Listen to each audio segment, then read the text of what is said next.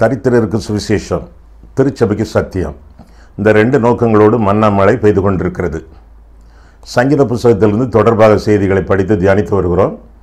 இந்த செய்திகளை நீங்கள் மகிமை டிவியிலே சனிக்கிழமை தோறும் ஞாயிற்றுக்கிழமை தோறும் மாலை 5 மணிக்கு நீங்கள் பார்க்கலாம். அனைத்து செய்திகள் யூடியூப்பில் இடம்பெறுகின்றன.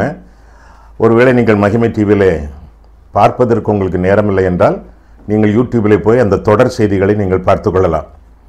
அது மட்டுமின்றி வேதம் முழுவதற்கும், ஆதியாகமம் முதல் வெளிப்படுத்தும் விசேஷம் வரை வேதம் முழுவதற்கும் 66 நூல்களுக்கும் விளக்கவரை எழுதியிருக்கிறோம்.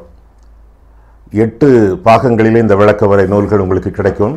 குறிப்பிட்ட தொலைபேசி எண்களிலே முகவரியில் நீங்கள் தொடர்பு கொண்டு இந்த புஸ்தகங்களை நீங்கள் வாங்கிக் கொள்ளலாம். ஆண்டவர் உங்களை ஆசீர்வதிப்பாராக. இப்பொழுது நாம் செய்திக்கு செல்வோமா? 137ஆம் சங்கீதம். இந்த சங்கீதத்தை எழுதியது யார் என்று தெரியவில்லை. ஆனால் பாபிலோன் தேசத்திலே இஸ்ரவேல் ஜனங்கள் சிறையிருப்பில் இருந்த பொழுது உள்ள குமரலோடு வேதனையோடு அவர்கள் பாடிய சங்கீதங்களிலே ஒரு சங்கீதமாக இந்த சங்கீதம் இடம்பெறுகிறது. சிறையிருப்பின் கீதம் என்று சொல்லி இந்த சங்கீதத்தை அழைப்பார்கள். இந்த சங்கீதத்தை எழுதியது யார் என்று தெரியவில்லை. அநாதை சங்கீதம் என்று இந்த சங்கீதம் அழைக்கப்படுகிறது. ஆனாலும் வேத வாக்கியங்களெல்லாம் ஆவியானவரால் அருளப்பட்டவை என்பதனாலே எந்த ஒரு சங்கீதத்தையும் அநாதை சங்கீதம் என்று அழைப்பது எனக்கு சரியாக படவில்லை. ஆவியானுடைய சங்கீதங்களிலே இது ஒரு சங்கீதம் என்று சொல்லி நாம் அழைக்கலாம். சிறையிருப்பின் நாட்களிலே துன்பப்பட்டு கொண்டிருக்கும் பொழுது எதிரிகளின் கைகளின் கீழே அவர்கள் வருந்தி வாழ்ந்து கொண்டிருக்கும் பொழுது யாரோ ஒருவர் இந்த சங்கீதத்தை எழுதியிருக்கிறார், பாடியிருக்கிறார். இஸ்ரவேல் ஜனங்கள் ஆரம்ப கட்டத்தில் 430 வருஷங்கள் எகிப்திலே ஏறக்குறைய சிறையிருப்பில் இருந்தது போல இருந்தார்கள். அதே சிறையிருப்பு இப்பொழுது பாபிலோனிலே. அப்படிப்பட்ட சிறையிருப்பின் நாட்களிலே அவர்கள் நினைத்ததை நடத்த முடியாது, நினைத்ததை சாப்பிட முடியாது, நினைத்த காரியத்தை செய்ய முடியாது, நினைத்த குடும்ப வாழ்க்கை வாழ முடியாது. அப்பேற்பட்ட சூழ்நிலையில் இருக்கக்கூடிய ஒரு மனிதன், சிறையிருப்பிலே வருந்தி வாழக்கூடிய ஒரு மனிதன் என்ன செய்கிறான் என்று பார்த்தால் அவனிடத்தில் விசுவாசம் இருந்தது. அந்த விசுவாசத்தை சிறையிருப்பிலும் அவன் காத்து கொண்டான் என்று சொல்லி முதல் 2 வசனங்களை நாம் கருத்தாக வாசிக்கும் பொழுது கற்றுக்கொள்ளலாம். முதல் 2 வசனங்களை பாருங்கள். 137ஆம் சங்கீதம். இந்த மொத்த சங்கீதத்தை முதலில் வாசித்து விடுகிறேனே, இது ஒரு சிறிய சங்கீதம் தானே. என எல்லா வசனங்களையும் நான் வாசித்து விடுகிறேன், நீங்கள் கேளுங்கள். என்னை நீங்கள் வசனத்தில் பின்தொடருங்கள். 137ஆம் சங்கீதத்திற்கு திருப்புங்கள். நான் வாசிக்கிறேன், நீங்கள் பாருங்கள்.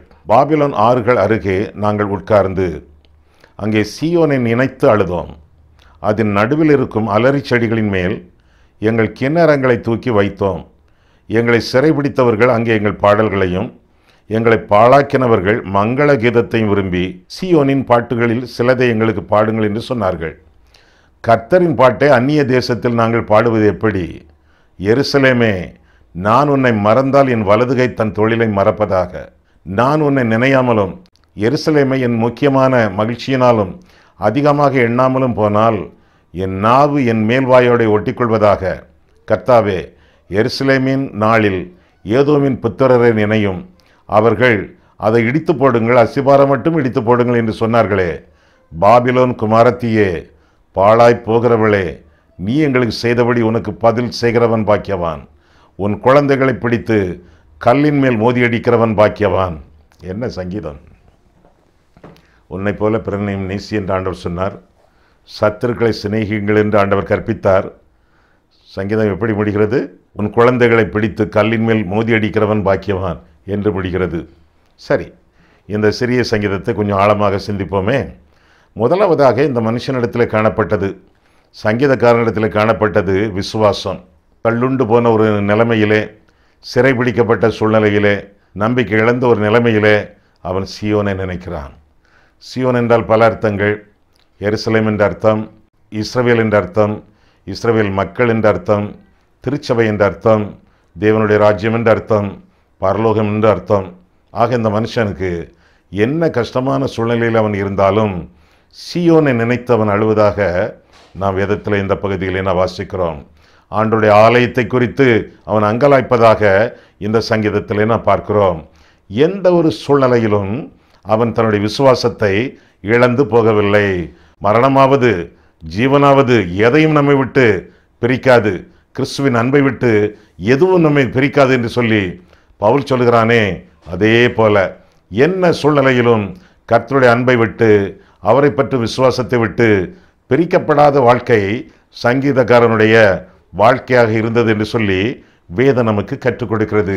ஆமாம், கஷ்டமான காலங்களிலே, துன்பமான வேளைகளிலே கர்த்தரை விட்டு விலகுகிறோமா, அல்லது அவரை மனதிலே நிந்திக்கிறோமா, அல்லது மனதிலே அவரை குற்றிய மனத்தாங்கல்கள் நம்மிடத்தில் உண்டா? மனத்தாங்கல்கள் இருக்கக்கூடாது என்று சொல்லி நீதிமொழிகள் 19ஆம் அதிகாரம் 3ஆம் வசனத்திலே வாசிக்கிறோம். ஒரு மனுஷன் கர்த்தருடைய வழிகளை விட்டு வழி விலகிச் செல்லும் பொழுது, கர்த்தர் தன்னை சரியாக நடத்தவில்லை என்று சொல்லி கர்த்தரிடத்திலே மனத்தாங்கல் கொள்ளும் பொழுது அது பாவம் என்று சொல்லி வேதம் கற்பிக்கிறது. இந்த மனுஷனும் அங்கலாப்பின் சூழ்நிலையிலே அவன் வாழ்ந்து கொண்டிருக்கும் பொழுதும் விசுவாசத்தை விட்டு விடவில்லை என்று சொல்லி வேதம் நமக்கு கற்றுக் கொடுக்கிறது. அந்த தானியேலுடைய நண்பர்களை கொஞ்சம் நினைத்து பாருங்கள். அவர்களும் சிறையிருப்புக்கு சென்றார்களே, பாபிலோனிலே வாழ்ந்தார்களே, அவர்கள் விக்கிரகத்தை வழிபட வேண்டும் என்று சொல்லி வற்புறுத்தப்பட்ட பொழுது, நாங்கள் ஆராதிக்கிற தேவன் எங்களை விடுவிப்பார் என்று மட்டுமல்ல, அவர் விடுவியாமற் போனாலும் இந்த சிலையை நாங்கள் வணங்க மாட்டோம் என்று சொன்னார்களே. வைராக்கியம், ஆண்டவர் பேரிலே வெகுவான வைராக்கியமான விசுவாசத்தை அவர்களிடத்தில் காண்கிறோம். யோபு தன்னுடைய வாழ்க்கையிலே நிர்கதியான சூழ்நிலையிலே, நிந்தையான வேளையிலும், எல்லாவற்றையும், சொந்தம், சொத்து, சுகம் எல்லாவற்றையும் இழந்த சூழ்நிலையிலும் கர்த்தர் கொடுத்தார், கர்த்தர் எடுத்தார், கர்த்தருடைய நாமத்துக்கு ஸ்தோத்திரம் என்று சொல்லி கர்த்தரை துதி பாடினானே. அவரை நினைத்து மனம் தளராமல் அவர் மேல் பற்றுறுதி கொண்டு ஜீவித்தானே. அதே பற்று, அதே பாசம் இந்த மனுஷனுக்கு எருசலேம் ஆலயத்திலே இருந்தது என்று சொல்லி வேதம் நமக்கு கற்றுக் கொடுக்கிறது. 1ஆம் வசனத்திலே மீண்டும், பாபிலோன் ஆறுகள் அருகே நாங்கள் உட்கார்ந்து அங்கே சீயோனை நினைத்து அழுதோம். சீயோனை நினைத்து அழுதோம். அந்த அழுகைக்கு பல காரணங்கள். ஒன்று, சொந்த தேசத்தை விட்டு அவர்கள் கடத்தப்பட்டு இன்னொரு தேசத்திற்கு கொண்டு வரப்பட்டிருக்கிறார்கள். சொந்த தேசத்திலோ சுகத்தோடும் பலத்தோடும் ஆரோக்கியத்தோடும் சுபிட்சத்தோடும் வாழ்ந்தவர்கள் எப்பொழுது நாட்டை விட்டு பிரிக்கப்பட்டு சிறைபிடிக்கப்பட்ட கைதிகளாக பாபிலோனிலே அவர்கள் வாழ்ந்து கொண்டிருக்கிறார்கள். அவர்களுடைய கஷ்டங்களின் நிமித்தம் அழுகை. இரண்டாவது அழுகை என்ன? குற்ற உணர்ச்சி. என்ன நடந்தது? இஸ்ரவேல் தங்கள் சொந்த நாட்டிலே இருந்த பொழுது, யூதேயாவில் இருந்த பொழுது ஆண்டவருக்கு விரோதமாக ஏராளமான பாவங்கள் பண்ணினார்கள். அவருக்கு முதுகு காட்டினார்கள், முறுமுறுத்தார்கள், பரீட்சை பார்த்தார்கள், அவரை வேதனைப்படுத்தினார்கள், அவரை மகிமைப்படுத்தவில்லை கர்த்தர். அவர்களுக்கு தண்டனை கொடுக்கத்தக்கதாக பாபிலோனியரை அவர்களுக்கு எதிராக அனுப்பி சிறைபிடித்துக் கொண்டு செல்ல ஆண்டவர் அனுமதித்தார் என்று பார்க்கிறோம். ஆக சிறையிருப்புக்கு அவர்கள் வந்த காரணம் என்ன? பாவம். அவருடைய பாவத்தினாலே தேவ கோபம், தேவ கோபத்தினாலே சிறையிருப்பு. அழுதோம் என்று சொல்லி 1ஆவது வசனத்திலே அழுதோம் என்று சொல்வதாக பார்க்கிறோம். இது எதை காட்டுகிறது? பாவத்து நிமித்தம் வேதனைப்படுவது, பாவத்து நிமித்தம் அழுவது, அறிக்கை செய்வது. பாவத்தினாலே அழுகை.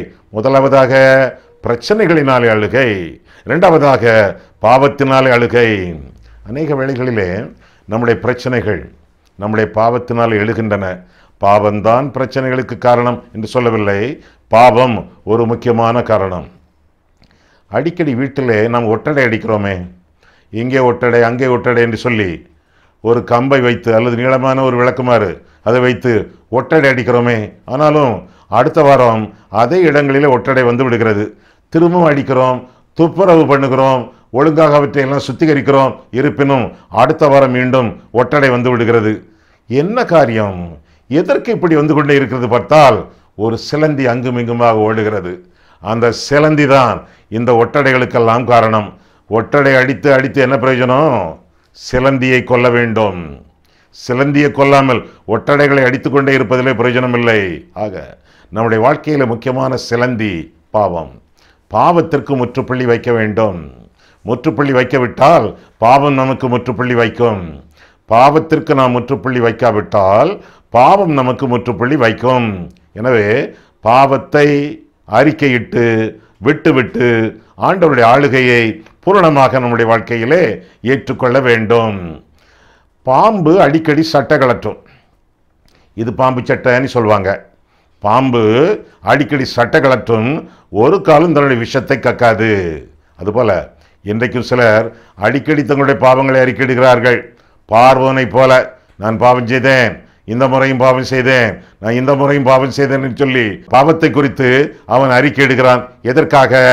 ஒட்டடைகள், விளைவுகள், வாதைகள் இவற்றை நினைத்து அறிக்கை இடுகிறானே ஒழிய அவனுடைய பாவத்திற்கு முற்றுப்புள்ளி வைக்கவில்லை. எனவே அவனையும் அவனுடைய சேனையையும் கர்த்தர் சமுத்திரத்தில் அழித்தார் என்று சொல்லி வேதத்தில் நாம் வாசிக்கிறோம். நம்முடைய வாழ்க்கையிலே அநேக வேளைகளிலே ஒட்டடை தான் அடித்துக் கொண்டிருக்கிறோம் ஒழிய சிலந்தியை கொல்லவில்லை, பாவத்திற்கு முற்றுப்புள்ளி வைக்கவில்லை. சட்டையை கலற்றுகிறோமே ஒழிய விஷத்தை கக்கவில்லை. விளைவுகளை பற்றி கவலைப்படுகிறோமே ஒழிய விஷத்தை கக்கவில்லை. விளைவா விஷமா? அநேக வேளைகளிலே பாவத்தினால் வரக்கூடிய விளைவுகளை பற்றி கவலைப்படுகிறோமே ஒழிய கண்ணீர் விடுகிறோமே ஒழிய அதற்கு என்ன காரணம்? விஷம், பாவம், அதை கக்கவே இல்லை. அநேக வேளைகளிலே நம்ம சுற்றிலும் வியாதிகள் வரும் பொழுது, வைரஸ்கள் பெருகி கொண்டிருக்கும் பொழுது, அதனால் பல்வேறு பிரச்சனைகள் நம்மை பற்றி கொள்ளும் பொழுது, சரீரத்திலே, குடும்பத்திலே, வயல்வெளிகளிலே, வியாபாரத்திலே, நிதி நிலைமைகளிலே பிரச்சனைகள் வரும் பொழுது விளைவுகளை பற்றி தான் கவலைப்படுகிறோம் ஒழிய விஷத்தை கக்கவில்லை. விஷத்தை கக்க வேண்டும், பாவத்தை அறிக்கையிட வேண்டும், சிலந்தியை கொள்ள வேண்டும். பிரச்சனைகளுக்கு அடிப்படை காரணியாகிய பாவங்களை அறிக்கையிட்டு தேவனிடத்தில் திரும்பும் பொழுது அவர் பாவத்தை மன்னிப்பார், சேமத்தை கொடுப்பார் என்று சொல்லி 2 நாளாகமும் 7ஆம் அதிகாரத்திலே 14ஆம் வசனத்திலே நாம் பார்க்கிறோம். சும்மா அழுது பிரயோஜனம் இல்லை, அறிக்கையிட்டு பிரயோஜனம் இல்லை. பாவத்திற்கு முற்றுப்புள்ளி வைக்க வேண்டும். ஆண்டவரே, நான் பாவி, என் பாவங்களை மன்னியும். இந்தந்த பாவ பழக்க வழக்கங்கள் என்னிடத்தில் உண்டு, அவற்றிற்கெல்லாம் இன்றைக்கு முற்றுப்புள்ளி வைக்கிறேன். அவற்றிலிருந்து நான் மனம் திரும்புகிறேன். மனம் திரும்ப முடியாத சில இடங்களிலே நீர் எனக்கு மனம் திரும்புதலை அருளி செய்யும் என்று சொல்லி நான் வாழும் பொழுது எந்தெந்த இடங்களிலே நாம் மனம் திரும்புகிறதற்கு கஷ்டப்படுகிறோமோ அந்தந்த இடங்களிலே ஆண்டவர் மனம் திரும்புதலை நமக்கு அருளி செய்கிறார். பாவத்தை அறிக்கையிடுகிறோம், முற்றுப்புள்ளி வைக்கிறோம், தேவ சமாதானத்தினாலே நிறைந்து வாழ ஆயத்தப்படுகிறோம். ஆக விசுவாசம் இந்த மனுஷனிடத்தில் இருந்தது. சியோனை பற்றி, திருச்சபையை பற்றி, எருசலேம் ஆலயத்தை பற்றி, ஆராதனை பற்றி. அங்கே இருக்கும் பொழுது ஒவ்வொரு நாளும் நாங்கள் ஆராதனை செய்தோம். இப்பொழுது பாபிலோன் சிறையிருப்பு 1 வருஷமா 2 வருஷமா 70 வருஷம் சிறையிருப்பு. ஆலயம் போச்சு, ஆயர்கள் இல்லை, அருள்பணி இல்லை, ஆராதனை இல்லை, ஒன்றுமே இல்லை. அழுது கொண்டே இருக்கிறோம். எல்லாவற்றையும் இழந்த ஒரு சூழ்நிலை.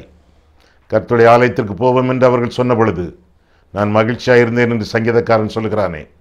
சபை கூடி வருதலை சிலர் விட்டு விடுகிறது போல நாம் விட்டுவிடக்கூடாது என்று சொல்லி எபிரேயர் 10:25 வாசிக்கிறோமே. ஆலயம் தொழுவது சாலவும் நன்று என்று சொல்லி பழமொழிகளை நாம் சொல்லுகிறோமே.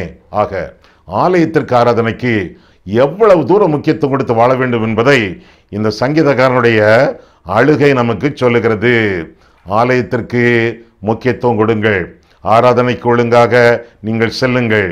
அங்கே ஆராதனை உண்டு, அங்கே ஐக்கியம் உண்டு, அங்கே ஆண்டவருடைய வார்த்தை உண்டு, அருட்பணி செய்ய உங்களுக்கு சந்தர்ப்பம் உண்டு. ஆங்காங்கே நட்புறவு பாராட்டி ஒருவருக்கொருவர் ஜெபிப்பதற்கு வாய்ப்புகள் உண்டு. இந்த காரியத்தை கர்த்தருக்காக நீங்கள் செய்வீர்களா என்று சொல்லி ஊழியக்காரர்கள் சொல்லும் பொழுது அதை செவிமடுத்து அதை செய்து ஆண்டவரை மகிமைப்படுத்த உங்களுக்கு சந்தர்ப்பங்கள் உண்டு. ஆராதனையில் எத்தனையோ காரியங்கள் உண்டு. ஐயா, சில சமயங்களிலே அவர்கள் பிரசங்கம் பண்ணக்கூடிய பிரசங்கம் ரொம்ப போர் அடிக்குதுயா. அடிக்கட்டுமே, நீங்கள் போவதனாலே அநேகருக்கு போர் அடிக்காதே, அவர்களுக்கு சந்தோஷம் வருமே. உங்களை பார்த்த உடனே உங்கள் போதகருக்கு எவ்வளவு பரவசம், எவ்வளவு சந்தோஷம், எவ்வளவு உற்சாகம். அவரை உற்சாகப்படுத்த, அவரை ஊக்குவிக்க தொடர்ந்து செல்லுங்கள். எத்தனை ஊழியங்கள் உங்களுக்கு காத்திருக்கின்றன. ஊழியங்கள் கொள்ளுவதற்காக மட்டுமல்ல, ஊழியம் செய்வதற்காக ஆண்டவர் வந்தாரே.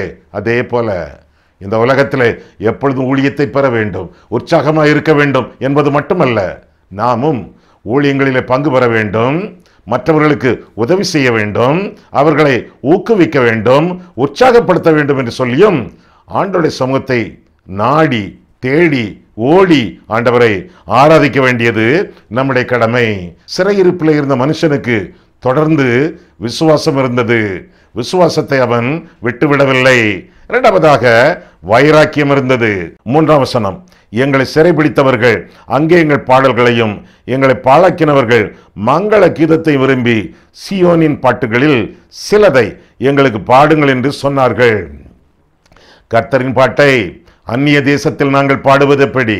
எருசலேமே, நான் உன்னை மறந்தால் என் வலதுகை தன் தொழிலை மறப்பதாக. 6ஆம் வசனம், நான் உன்னை நினையாமலும் எருசலேமை என் முக்கியமான மகிழ்ச்சியிலும் அதிகமாக எண்ணாமலும் போனால் என் நாவு என் மேல்வாயோடு ஒட்டி கொள்வதாக என்று சொல்லி வைராக்கியம் பாராட்டி தன்னுடைய சொற்களை விடுவதாக இந்த சங்கீதக்காரனை குறித்து பார்க்கிறோம். எருசலேமின் பாட்டுகள், இஸ்ரவேலின் பாட்டுகள், மங்கள கீதங்கள், பாட்டுகள் கீதங்கள் பன்மையிலே சொல்லப்படுகிறது. ஒரு பாட்டை பாடுங்களேன் என்று சொல்லவில்லை, சிலதை பாடுங்கள். சில பாடல்கள் அவர்களுக்கு தேவை. இந்த மனுஷனோ வைராக்கியம் பாராட்டுகிறான். எப்படி? கர்த்தருடைய பாட்டை அந்நிய தேசத்திலே பாடுவோம். ஒரு விஷயம் தெரியுமா? இன்றைய நாட்களிலே கர்த்தருடைய பாட்டு உலகத்திலே போவதற்கு முன்பு உலகத்தின் பாட்டு, உலகத்தின் ராகம், உலகத்தின் தாளம், உலகத்தின் இசைக்கருவிகள், உலகத்தின் இசை முயற்சிகள் எல்லாமே கர்த்தருடைய ஆலயத்திற்குள்ளே வந்து கொண்டிருக்கின்றன. அந்நிய அக்கினி அவையெல்லாம் கர்த்தருடைய சமூகத்தில் உள்ள அக்கினியை தவிர்த்து விட்டு அந்நிய அக்கினியை கர்த்தருடைய ஆலயத்திற்குள்ளே கொண்டு வந்தார்களே 2 பேர், ஆரோனுடைய குமாரர்கள். அந்த இடத்திலே அழிக்கப்பட்டார்களே. அந்நிய அக்கினியை ஆண்டவருடைய ஆலயத்திற்குள்ளே, ஆராதனைக்குள்ளே கொண்டு வருவதற்கு ஜாக்கிரதையாக இருங்கள். ஆண்டவரிடத்திலே அடி வாங்காதிருங்கள். வைராக்கியத்தோடு இந்த மனுஷன் பாடுகிறான். பண்டிகளுக்கு முன்னால் நான் எப்படி முத்தை போடுவேன் என்று சொல்லி பரிசுத்தமான கீதங்களை தங்களுடைய ஆண்டவரை ஆராதிக்கக்கூடிய ஆராதனைகளுக்காக பத்திரப்படுத்தி காத்திருந்து கர்த்தர் விடுதலை கொடுக்கும் பொழுது, சிறையிருப்பை திருப்பும் பொழுது பாடிக்கொள்ளலாம் என்று சொல்லி வைராக்கியம் பாராட்டக்கூடிய ஒரு மனுஷன்.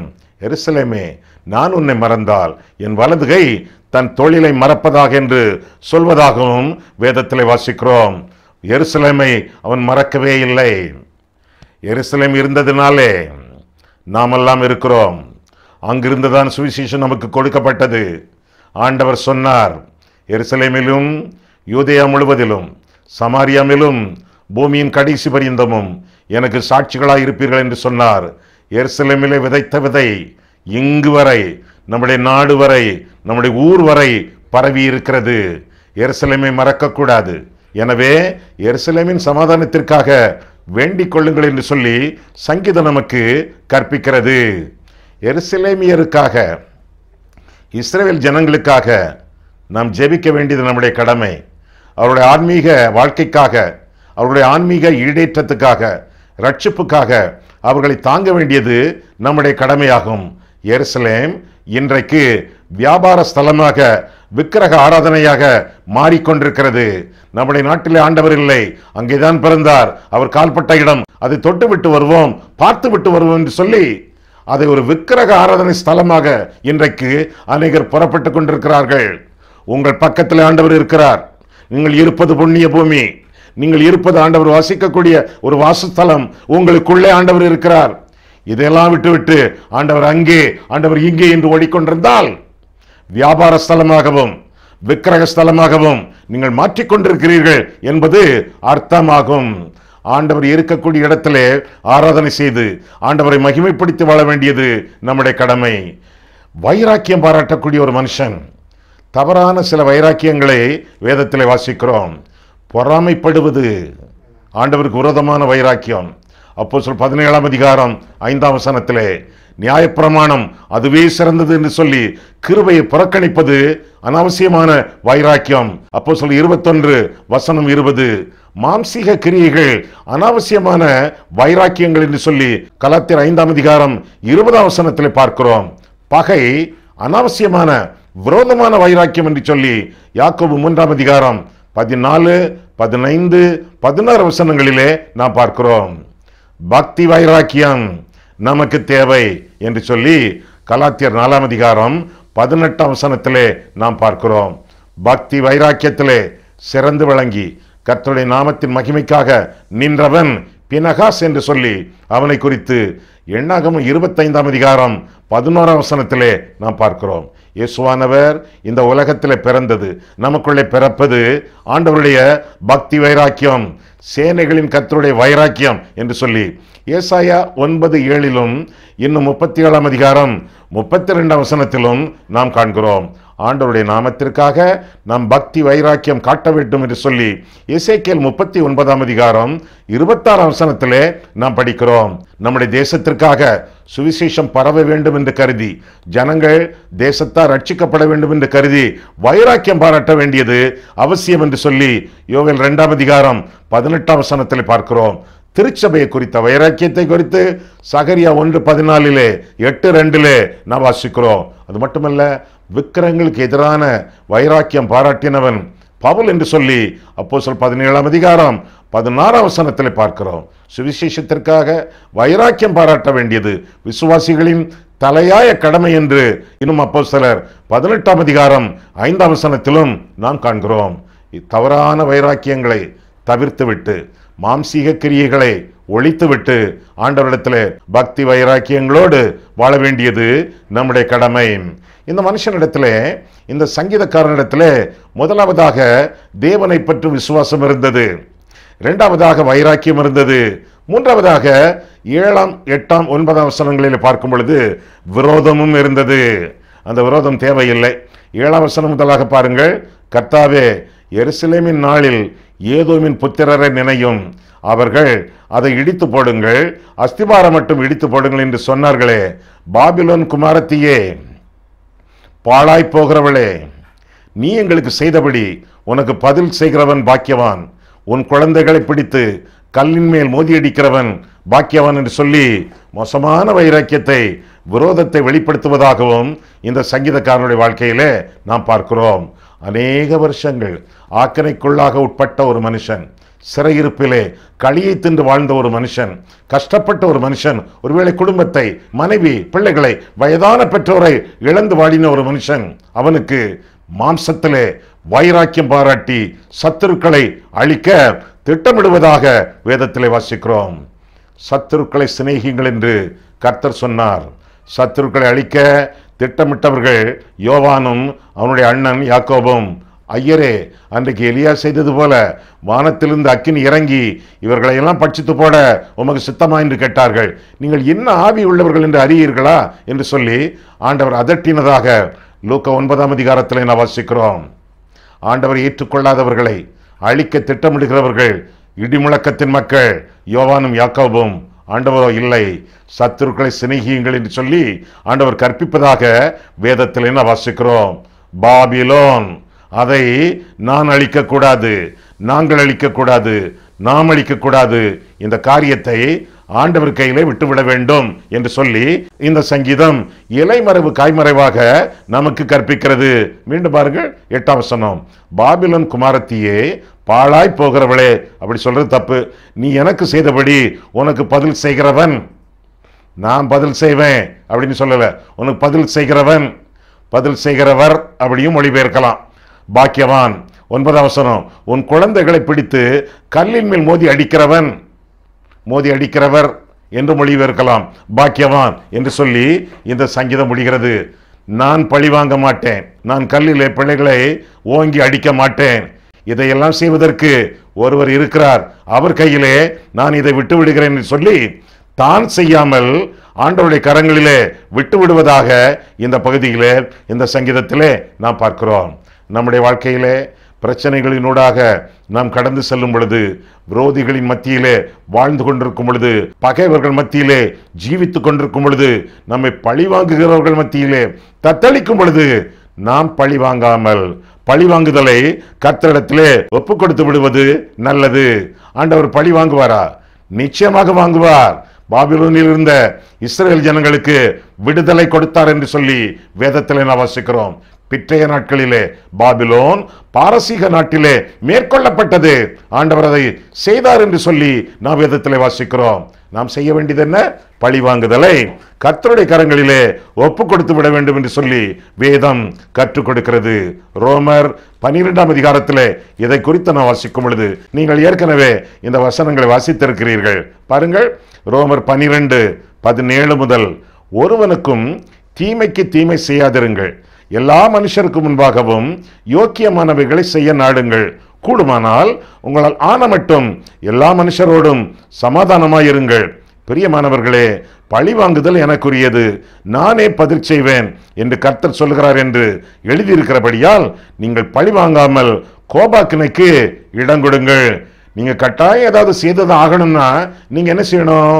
கடைசி 2 வசனங்கள், அன்றியும் உன் சத்துரு பசியா இருந்தால் அவனுக்கு போஜனம் கொடு, அவன் தாகமாயிருந்தால் அவனுக்கு பானம் கொடு. நீ இப்படி செய்வதனால் அக்கினி தழலை அவன் தலையின் மேல் குவிப்பாய். நீ தீமையினாலே வெல்லப்படாமல் தீமையை நன்மையினாலே வெல்லு என்று சொல்லி இந்த அதிகாரம் முடிகிறது. ஆக பழி வாங்குதலை ஆண்டவருடைய கரங்களில் விட்டுவிட்டு, ஆண்டவரே நீர் எல்லாரையும் ஆள்கிறீர், எல்லாவற்றையும் ஆண்டு வழி நடத்துகிறீர், பழி வாங்குதலை உம்முடைய கரங்களிலே விட்டு விடுகிறேன் என்று சொல்லி ஆண்டவருடைய சமூகத்திலே விட்டுவிட்டு ஆண்டவரை நோக்கி பார்த்து பிழைத்து பிரகாசத்தோடு வாழக்கடவோம். கண்களை மூடுவோம், கர்த்தரை பார்ப்போம். ஆண்டவரே, உம்முடைய நாமத்திலே விசுவாசம் வைத்து நீர் எங்களுக்கு அருளிய பக்தியிலே வைராக்கியத்தையும் வைத்து எங்களுக்கு எதிர்த்து நிற்கக்கூடியவர்கள், பகைவர்கள், பழிவாங்க துடிக்கிறவர்கள், இவர்களை எல்லாம் உடைய கரங்களில் விட்டுவிட்டு உம்மையே நாங்கள் ஒவ்வொரு நாளும் நோக்கி பார்த்து வாழ எங்களுக்கு உதவி செய்யும். எங்களை ஆசீர்வதியும். நீர் விரும்பக்கூடிய பக்திமான்களாக, பரிசுத்தவான்களாக, பண்பாளர்களாக, பாசமுள்ளவர்களாக நாங்கள் ஜீவிக்க நீர் எங்களுக்கு அனுக்கிரகம் செய்யும். இயேசு கிறிஸ்துவின் நாமத்தில் ஜெபிக்கிறோம் பிதாவே, ஆமேன்.